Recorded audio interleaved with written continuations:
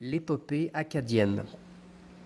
Après 1763, la Guyane était demeurée française à la faveur d'une violente tempête qui avait empêché les Britanniques de s'en emparer. Elle restait donc sur la liste des rares colonies françaises à développer. La perte du Canada pouvait être compensée en quelque sorte par la colonisation de la Guyane.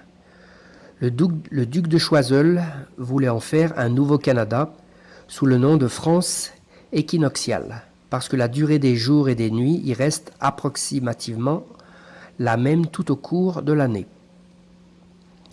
Une campagne de publicité fut entreprise sur ce projet de colonisation. Le ministre Choiseul avait promis d'énormes avantages aux Acadiens qui accepteraient de partir en Guyane. Il vantait les infrastructures, le climat agréable, les facilités de travailler la terre, les soldes durant 2 ans, etc. Qui plus est, en mai 1780, la Compagnie de Guyane, proposition faite à Paris aux députés acadiens de Nantes pour l'établissement des familles acadiennes de la Guyane, promettait aux Acadiens de les regrouper par famille dans des villages ou paroisses desservis par des prêtres. Les familles acadiennes seront établies à la Guyane autant que faire se pourra sur des hauteurs ou collines et à proximité des rivières en un ou plusieurs villages, suivant leur nombre et la situation des terrains qui leur seront accordés afin qu'elles demeurent unies entre elles pour former une ou plusieurs paroisses qui seront desservies par les curés ou vicaires de la compagnie fournira et à la subsistance desquelles elle pourvoira. Malgré ces promesses alléchantes, la plupart des Acadiens qui attendaient en France se montraient réticents à ce projet, car ils craignaient d'avoir à endurer des températures trop élevées. Finalement, le ministre de colonie réussit à convaincre quelques 600 Acadiens d'aller coloniser la Guyane. Ceux-ci partirent pour les tropiques entre 1763 et 1765. Les Acadiens n'étaient pas seuls en Guyane. Il y avait aussi des Français, mais davantage d'Allemands, de Lorrains, d'Alsaciens. La Lorraine et l'Alsace n'appartenaient alors pas à la France. Et même des Maltais, île de Malte étant sous l'influence française. Pour une population totale de Blancs atteignant 1500, ce qui rendait la population acadienne proportionnellement fort importante. Puis très rapidement, la France envoyait des milliers de Français, de 10 000 à 15 000 résidents supplémentaires. Tous ces démunis s'installèrent sur le littoral à Irakubo, Sinnamary et à Kourou. Contrairement aux promesses des autorités, absolument rien n'avait été prévu pour accueillir un nombre aussi important de personnes en un si court laps de temps. Ces milliers d'émigrants demeurèrent sans vivres, sans médicaments ni soins et furent laissés complètement à l'abandon. Ne pouvant travailler sous un climat tropical, ils se contentèrent de consommer les provisions qu'ils avaient la chance de recevoir parfois. Le climat tropical insalubre et les épidémies décimèrent la moitié de tous ces nouveaux colons en l'espace de quelques mois, y compris les Acadiens, qui ne furent pas davantage épargnés. En 1767, sur 15 000 immigrants au départ, environ 2 000 survivants furent rapatriés en France, à l'île d'Aix et à Rochefort, dont peut-être 400 Acadiens qui s'embarquèrent aussitôt pour la Louisiane. Il ne resta qu'une poignée d'Acadiens en Guyane qui réussissent à faire leur vie à Sinnamary.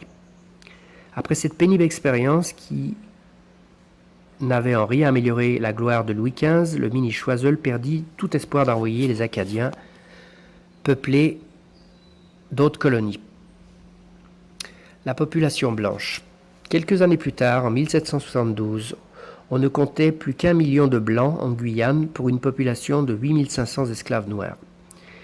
Le nombre de colons blancs demeura stable jusqu'à l'abolition de l'esclavage en 1848, alors que plus de 12 000 Noirs durent être affranchis. À Sinnamary, on ne dénombra tout au plus qu'entre 30 à 40 familles acadiennes.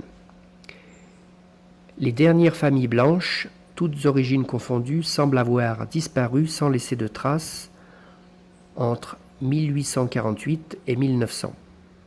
Les Acadiens se seraient volatilisés avec ce groupe, pour diverses raisons, les maladies, le métissage et la créolisation de leur langue. En raison de nombreux décès qui les décimaient, ils furent contraints à des mariages exogames avec d'autres groupes blancs allemand, alsacien, créole blanc, etc. Et avec des noirs lorsque les conditions sociales le permettent. Bref, l'installation des Acadiens en Guyane s'est révélée plutôt un désastre.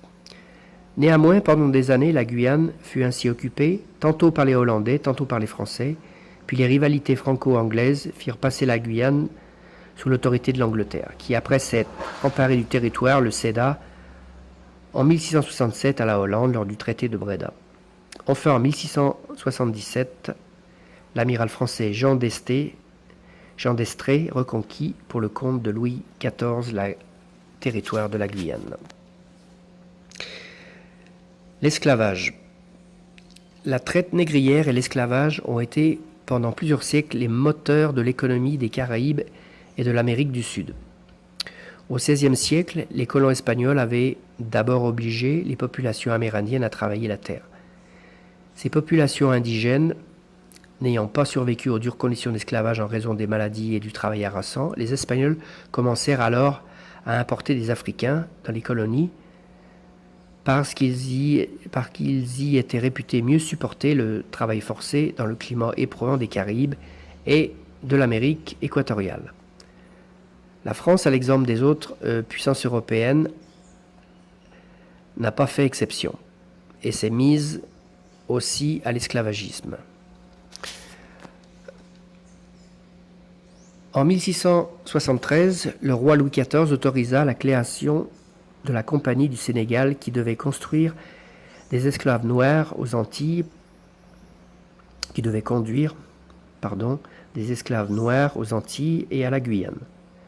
Cependant, contrairement à la Hollande, qui avait organisé la traite des Noirs en faveur du Suriname, plus de 400 000 Africains déportés jusqu'en 1823, année de la suppression de l'esclavage, la France, par la Compagnie de la Guyane, préféra vendre ses cargaisons d'esclaves à Saint-Domingue, île d'Hispaniola, Haïti et République dominicaine, plutôt que de les envoyer en Guyane, dont le développement économique semblait beaucoup moins important.